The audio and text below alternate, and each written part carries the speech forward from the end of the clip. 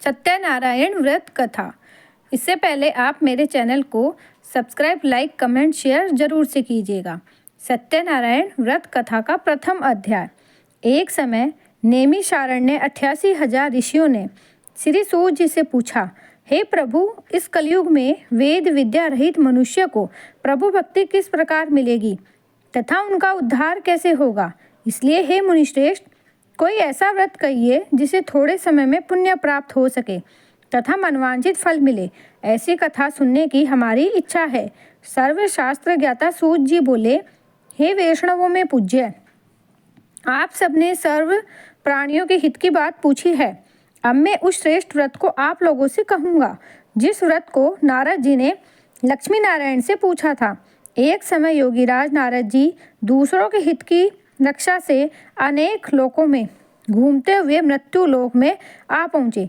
वहाँ बहुत योनियों में जन्मे हुए प्राय सभी मनुष्यों को अपने कर्मों के द्वारा अनेक दुखों से पीड़ित देखकर सोचा कि किस यत्न के करने से निश्चय ही इनके दुखों का नाश हो सकेगा। नारद ऐसा मन में सोचकर विष्णु लोक को गए। वहाँ श्वेत वर्ण और 4 भुजाओं वाले देवों के ईश नारायण को, जिनके हाथों में शंख, चक्र, गदा और पद्म थे तथा वरमाला पहने हुए थे, देखकर स्तुति करने लगे। हे भगवान, आप अत्यंत शक्ति से संपन्न हैं। मन तथा वाणी भी आपको नहीं पा सकती। आपका आदि, मध्य और अंत नहीं है। निर्गुण स्वरूप सृष्टि के कारण भूत व भक्तों के दुखों को नष्ट करने वाले हो। आपको मेरा नमस्कार है। नारद जी ने इस प्रकार की स्तुति सुनकर विष्णु भगवान बोले कि हे मुनिश्रेष्ठ, आपके मन में क्या है? आपका यहाँ किस काम के लिए आगमन हुआ है? निसंकोच कहो। तब नारद मुनि बोले, मृत्युलोक में सब मनुष्य जो अनेक योनियों में पैदा हुए हैं, अपने कर्मों के द्वारा अनेक प्रकार के दुखों से दुखित हो रहे हैं। हे नाथ, मुझ पर दया रखते हुए तो बतलाइए कि उन मनुष्यों के सब दुख थोड़े से प्रयत्न से ही कैसे दूर हो सकते हैं।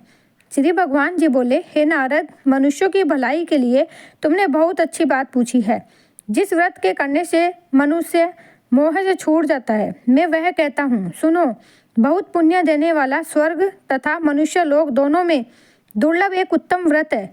आज मैं प्रेमवश होकर तुमसे कहता हूँ, सत्यनारायण का यह व्रत अच्छी तरह विधान पूर्वक करके मनुष्य तुरंत ही यहाँ सुख भोग कर मरने पर मोक्ष को प्राप्त होता है। श्री भगवान के वचन सुनकर नारद मुनि बोले, उस व्रत का क्या फल है?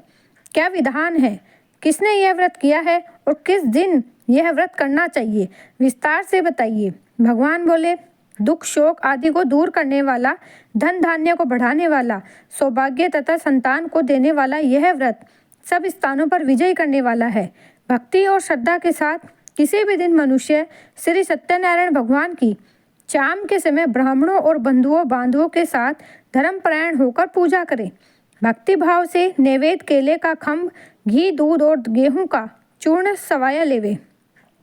गेहूं के अभाव में साठी का चूर्ण, शक्कर तथा गुड़ ले और सब भक्षण भोग्य पदार्थ जमा करके भगवान को अर्पण कर देवे तथा बंधुओं सहित ब्राह्मणों को भोजन करावे। तत्पश्चात स्वयं भोजन करे। नृत्य, गीत आदि का आचरण कर सत्यनारायण भगवान को स्मरण करते हुए समय व्यतीत करे। इस तरह व्रत करने पर मनुष्य की इच्छा निश्चय ही पूरी होती है। विशेषकर कली काल में भूमि पर यही मोक्ष का सरल उपाय है। सत्यनारायण द्वितीय अध्याय। बोलिए सत्य भगवान की जय। सूत जी बोले, हे ऋषियों, जिन्होंने पहले समय में इंसान व्रत को किया है, उनका वृतांत कहता हूँ, ध्यान से सुनो। सुंदर काशीपुरी नगरी में अति निर्धन ब्राह्मण रहता था। वह भूख और प्यास से बेचैन हुआ नित्य ही पृथ्वी पर घूमता था। ब्राह्मणों से प्रेम करने वाले भगवान ने ब्राह्मण को दुखी देखकर बूढ़े ब्राह्मण का रूप धरकर उसके पास जाकर आदर के साथ पूछा, हे विप्र, तुम इस प्रकार दुखी क्यों हो? पृथ्वी पर क्यों घूम रहे हो? हे श्रेष्ठ ब्राह्मण, यह सब मुझसे कहो, मैं सुनना चाहता हूँ। ब्राह्मण बोला, मैं बहुत निर्धन ब्राह्मण हूँ, भिक्षा के लिए पृथ्वी पर फिरता रहता हूँ। हे भगवान, यदि आप इसका उपाय जानते हो तो कृपा कर कहो। वृद्ध ब्राह्मण बोला कि सत्यनारायण भगवान मनोवांछित फल को देने वाले हैं, इसलिए हे ब्राह्मण, तू उनका पूजन कर, जिसके करने से मनुष्य सब दुखों से मुक्त होता है। ब्राह्मण को व्रत का सार विधान बताकर बूढ़े ब्राह्मण का रूप धारण करने वाले सत्यनारायण भगवान अंतर्ध्यान हो गए। जिस व्रत को वृद्ध ब्राह्मण ने बतलाया है मैं उसको अवश्य करूँगा। यह निश्चय करने पर ब्राह्मण को भी नींद नहीं आई। वह सवेरे ही उठ सत्यनारायण के व्रत का निश्चय करके भिक्षा के लिए चला गया। उस दिन उसको भिक्षा में बहुत सारा धन मिला, जिससे बंधु बांधवों के साथ उसने सत्यनारायण का व्रत किया। उसके करने से वह ब्राह्मण सब दुखों से छूटकर अनेक प्रकार की संपत्तियों से युक्त हुआ। उस समय से वह ब्राह्मण हर मास व्रत करने लगा। इस तरह सत्यनारायण भगवान के व्रत को जो करेगा सब पापों से छूटकर मोक्ष को प्राप्त होगा। आगे जो पृथ्वी पर सत्यनारायण का व्रत करेगा वह मनुष्य सब दुखों से छूट जाएगा। इस तरह नारद जी ने सत्यनारायण का कहा हुआ यह व्रत तुमसे कहा। हे विप्र, अब मैं और क्या कहूँ। ऋषि बोले, हे मुनीश्वर, संसार में इस ब्राह्मण से सुनकर किस किस ने इस व्रत को किया, हम सब वह सुनना चाहते हैं। इसके लिए हमारे मन में श्रद्धा है। सूजी बोले, हे मुनियों, जिसने इस व्रत को किया है वह सब सुनो। एक समय वह ब्राह्मण धन और ऐश्वर्य के अनुसार बंधु बांधवों के साथ व्रत करने को तैयार हुआ। उसी समय एक लकड़ी बेचने वाला बुढ़ा आदमी आया और बाहर लकड़ियों को रखकर ब्राह्मण के मकान में गया। प्यास से दुखी लकड़हारा उनको व्रत करते देखकर ब्राह्मण को नमस्कार करके पूछने लगा कि आप यह क्या कर रहे हैं और इसके करने से क्या फल मिलता है, कृपा करके मुझसे कहो। ब्राह्मण ने कहा, सब मनोकामनाओं को पूरा करने वाला यह सत्यनारायण भगवान का व्रत है। इसकी ही कृपा से मेरे यहाँ धन धान्य आदि की वृद्धि हुई है। ब्राह्मण से व्रत के बारे में जानकर लकड़हारा बहुत प्रसन्न हुआ। चरणामत ले और प्रसाद खाने के बाद अपने घर को आया। लकड़हारे ने मन में इस प्रकार का संकल्प किया कि आज गांव में लकड़ी बेचने से जो धन मिलेगा उसी से सत्यनारायण देव का उत्तम व्रत करूँगा। यह मन में विचार करके बूढ़ा लकड़हारा लकड़ियाँ अपने सिर पर रखकर जिस नगर में धनवान लोग रहते थे वह ऐसे सुंदर नगर में गया। उस दिन वहाँ पर बूढ़े को उन लकड़ियों का दाम पहले दिनों से चौगुना मिला। तब वह बूढ़ा लकड़हारा दाम ले और अति प्रसन्न होकर पक्के केले की कली, शक्कर, घी, दूध, दही और गेहूं का चूर्ण इत्यादि सत्यनारायण भगवान के व्रत की कुल सामग्रियों को लेकर अपने घर गया। फिर उसने अपने भाइयों को बुलाकर विधि के साथ भगवान का पूजन व्रत किया। उस व्रत के प्रभाव से बूढ़ा लकड़हारा धन धान्य आदि से युक्त हुआ और संसार के समस्त सुख भोग कर बैकुंठ को चला गया। बोलिए सत्यनारायण भगवान की जय। तृतीय अध्याय। श्री सूत जी बोले, हे श्रेष्ठ मुनियों, अब मैं आगे की एक कथा कहता हूँ। प्राचीन काल में उल्कामुख नाम का एक महान ज्ञानी राजा था। वह जितेंद्रिय और सत्यवक्ता था। प्रतिदिन मंदिरों में जाता तथा गरीबों को धन देकर उनके दुख दूर करता था। उसकी पत्नी कमल के समान सुंदर मुख वाली और सती साध्वी थी। एक दिन भद्रशिला नदी के तट पर वे दोनों विधि विधान सहित श्री सत्यनारायण भगवान का व्रत कर रहे थे। उस समय वहाँ एक साधु, एक वेश्य आया। उसके पास व्यापार के लिए बहुत सा धन था।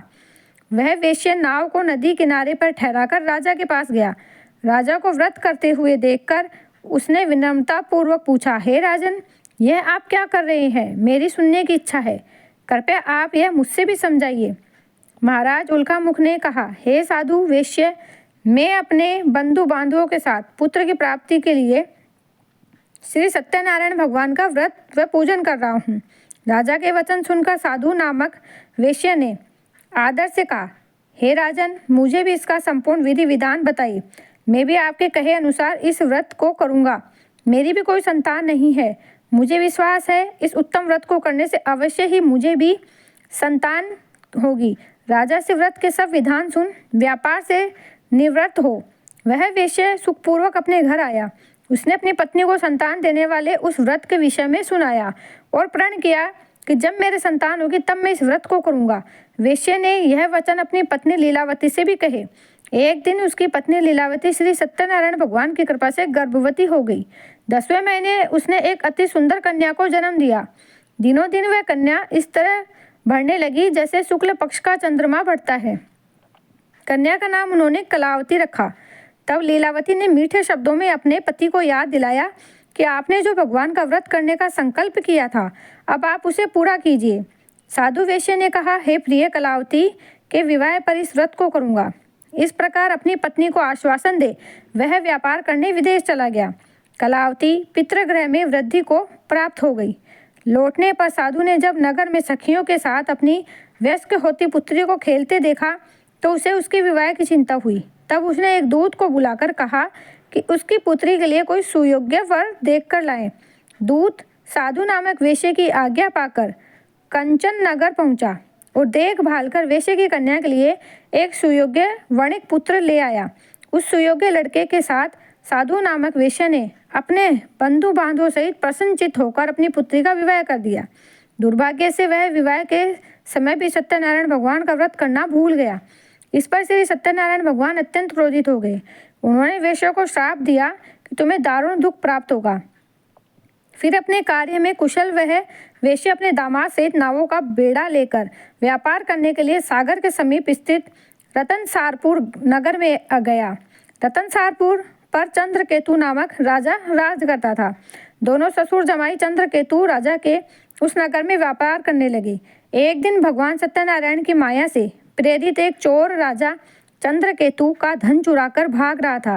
राजा के दूतों को अपने पीछे तेजी से आते देखकर चोर ने घबराकर राजा के धन को वेश्या की नाव में चुपचाप रख दिया जहां वे ससुर जमाई ठहरे हुए थे और भाग गया। जब दूतों ने उस वेश्या के साथ राजा के धन को रखा देखा तो उन्होंने उन ससुर दामाद को ही चोर समझा। वे उन ससुर दामाद दोनों को बांध कर ले गए और राजा के समीप जाकर बोले, आपका धन चुराने वाले ये दोनों चोर हम पकड़कर लाए हैं, देखकर आज्ञा दे। तब राजा ने बिना उस वेश्या की बात सुने उन्हें कारागार में डालने की आज्ञा दे दी। इस प्रकार राजा की आज्ञा से उन्होंने कारावास में डाल दिया तथा उनका सारा धन भी छीन लिया गया। सत्यनारायण भगवान के श्राप के कारण उस वेश्या की पत्नी लीलावती व पुत्री कलावती भी घर पर बहुत दुखी हुई। उनका सारा धन चोर चुरा कर ले गए। मानसिक व शारीरिक पीड़ा तथा भूख प्यास से अति दुखी हो भोजन की आस से कलावती एक ब्राह्मण के घर गई। उसने ब्राह्मण को श्री सत्यनारायण भगवान का व्रत विधि पूर्वक करते देखा। उसने कथा सुनी तथा श्रद्धापूर्वक प्रसाद ग्रहण कर रात को घर आई। माता ने कलावती से पूछा, हे पुत्री, तू अब तक कहाँ रही? मैं तेरे लिए बहुत चिंतित थी।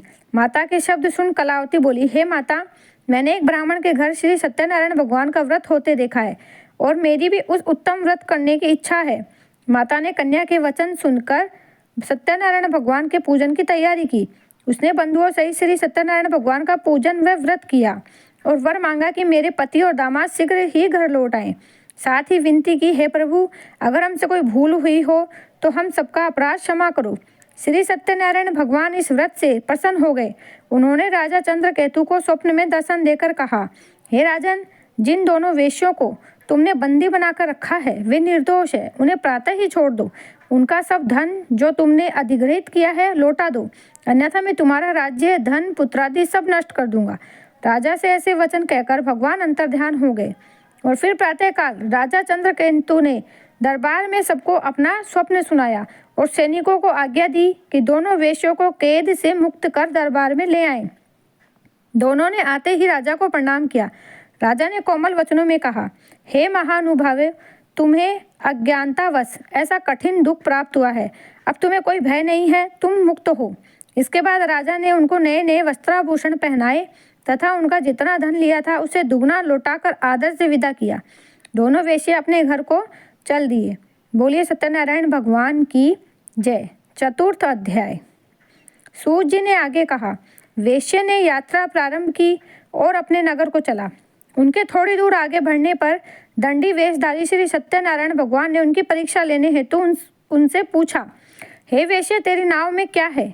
अभिमानी वणिक हंसता हुआ बोला, हे दंडी, आप क्यों पूछते हो? क्या धन लेने की कामना है?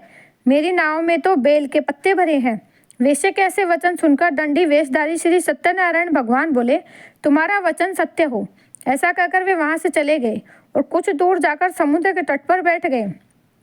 दंडी महाराज के जाने के पश्चात वेश्या ने नित्य क्रिया से निवृत्त होने के बाद नाव को ऊंची उठी देखकर अचंभा किया तथा नाव में बेल पत्ते आदि देखकर मूर्छित हो जमीन पर गिर पड़ा। मूर्छा खुलने पर अति शोक करने लगा। तब उसके दामाद ने कहा, आप शोक न करें, यह दंडी महाराज का श्राप है, अतः हमें उनकी शरण में ही चलना चाहिए। वही हमारे दुखों का अंत करेंगे। दामाद के वचन सुनकर वह वेश्या दंडी भगवान के पास पहुंचा और अत्यंत भक्ति भाव से पश्चाताप करते हुए बोला, मैंने जो आपसे असत्य वचन कहे थे उनके लिए मुझे क्षमा करें। ऐसा कहकर वह शोकातुर हो रोने लगा। तब दंडी भगवान बोले, हे वणिक पुत्र, मेरी आज्ञा से ही बार बार तुझे दुख कष्ट प्राप्त हुआ है, तू मेरी पूजा से विमुख हुआ है। तब उस वेश्या ने कहा, हे भगवान, आपकी माया को ब्रह्मा आदि देवता भी नहीं जान पाते, तब मैं मूर्ख भला कैसे जान सकता हूँ। आप प्रसन्न होइए, मैं अपनी क्षमता अनुसार आपकी पूजा करूँगा। मेरी रक्षा कीजिए और मेरी नौका को पहले के समान धन से परिपूर्ण कर दीजिए। उसके भक्ति से परिपूर्ण वचन सुनकर श्री सत्यनारायण भगवान प्रसन्न हो गए और उसकी इच्छा अनुसार वर देकर अंतर्ध्यान हो गए। तब ससुर व दामाद दोनों ने नाव पर आकर देखा कि नाव धन से परिपूर्ण है। फिर वह विधि विधान से भगवान सत्यनारायण का पूजन कर साथियों सहित अपने नगर को चला। जब वह नगर के निकट पहुंचा तब उसने एक दूत को अपने घर भेजा। दूत ने साधु नामक वेश्या के घर जाकर उसकी पत्नी को नमस्कार किया और कहा, आपके पति अपने दामाद सहित इस नगर में समीप आ गए हैं। लीलावती और उसकी कन्या कलावती उस समय भगवान का पूजन कर रही थी। दूत का वचन सुनकर साधु की पत्नी ने बड़े हर्ष के साथ सत्यनारायण भगवान का पूजन पूर्ण किया और अपनी पुत्री से कहा, मैं अपने पति के दर्शन को जाती हूँ, तो पूजन पूर्ण कर शीघ्र आ जाना। परंतु कलावती पूजन एवं प्रसाद छोड़कर अपने पति के दर्शन के लिए चली गई। पूजन एवं प्रसाद की अवज्ञा के कारण भगवान सत्यनारायण ने रुष्ट हो उसके पति को नाव सहित पानी में डुबो दिया। कलावती अपने पति को न पाकर रोती हुई जमीन पर गिर पड़ी। नौका को डूबा हुआ तथा कन्या को रोती हुई देख साधु नामक वेश्या द्रवित हो बोला, हे प्रभु, मुझसे या मेरे परिवार से अज्ञानतावश जो अपराध हुआ है उसे क्षमा करें। उसके ऐसे वचन सुनकर सत्य भगवान प्रसन्न हो गए। आकाशवाणी हुई, हे वेश्या, तेरी पुत्री मेरा प्रसाद छोड़कर आई है, इसलिए इसका पति अदृश्य हुआ है। यदि वह घर जाकर प्रसाद ग्रहण कर ले तो इसका पति अवश्य मिलेगा। आकाशवाणी सुनकर कलावती ने घर पहुंचकर प्रसाद ग्रहण किया। फिर आकर अपने पति को पूर्व रूप में पाकर वह अति प्रसन्न हुई तथा उसने अपने पति के दर्शन किए। तत्पश्चात साधु वेश्या ने वहीं बंधु बांधवों सहित सत्य देव का विधि पूर्वक पूजन किया। वह इस लोक के सभी प्रकार के सुख भोग कर अंत में मोक्ष को प्राप्त हुआ। बोलिए सत्य भगवान की जय। पंचम अध्याय। श्री सूत जी बोले, हे ऋषिगण, मैं एक और कथा कहता हूँ, आप सभी ध्यान से सुनो। सदा प्रजा के लिए चिंतित तुंगध्वज नाम का एक राजा था। उसने भगवान सत्यनारायण का प्रसाद त्याग कर बहुत कष्ट पाया। एक समय राजा वन में वन्य पशुओं को मारकर बड़ के वृक्ष के नीचे आया। वहां उसने ग्वालों को भक्तिभाव से बंधु बांधवों सहित श्री सत्यनारायण जी का पूजन करते देखा। परंतु राजा देखकर भी अभिमान के कारण न तो गया न ही सत्यदेव भगवान का नमस्कार किया। जब ग्वालों ने भगवान का प्रसाद उसके सामने रखा तो वह प्रसाद छोड़कर अपने नगर को चला गया। नगर में पहुंचकर उसने देखा कि उसका सारा राज्य नष्ट हो गया है। वह समझ गया कि यह सब भगवान सत्यदेव ने रुष्ट होकर किया है। तब वह वन में वापस आया और ग्वालों के समीप जाकर विधि पूर्वक पूजन कर प्रसाद ग्रहण किया। तो सत्यनारायण की कृपा से सब कुछ पहले जैसा ही हो गया और लंबे समय तक सुख भोग कर मरणोपरांत वह मोक्ष को प्राप्त हुआ। जो मनुष्य इस श्रेष्ठ दुर्लभ व्रत को करेगा, श्री सत्यनारायण भगवान की कृपा से उसे धन धान्य की कोई कमी नहीं होगी। निर्धन धनी और बंदी बंधनों से मुक्त होकर निर्भय हो जाता है। संतानहीन को संतान प्राप्त होती है तथा सब इच्छाएं पूर्ण कर अंत में वह वैकुंठ धाम को जाता है। तब उनके बारे में ही जानिए जिन्होंने पहले इस व्रत को किया। अब उनके दूसरे जन्म की कथा भी सुनिए। शतानंद नामक वृद्ध ब्राह्मण ने सुदामा के रूप में जन्म लेकर श्री कृष्ण की भक्ति एवं सेवा कर वैकुंठ प्राप्त किया। उल्कामुख नामक महाराज राजा दशरथ बने और श्री रंगनाथ का पूजन कर मोक्ष को प्राप्त हुए। साधु नाम के वेश्य ने धर्मात्मा व सत्य प्रत्येक राजा मोरध्वज बनकर अपने पुत्र को ओर से चीर कर वैकुंठ धाम प्राप्त किया। महाराज तुंगध्वज स्वयंभू मनु बने। उन्होंने बहुत से लोगों को भगवान की भक्ति में लीन कराकर वैकुंठ धाम प्राप्त किया। लकड़हारा अगले जन्म में गुहा नामक निषाद राजा बना, जिसने राम के चरणों की सेवा कर अपने सभी जन्मों को संवार लिया। बोलिए सत्यनारायण भगवान की जय।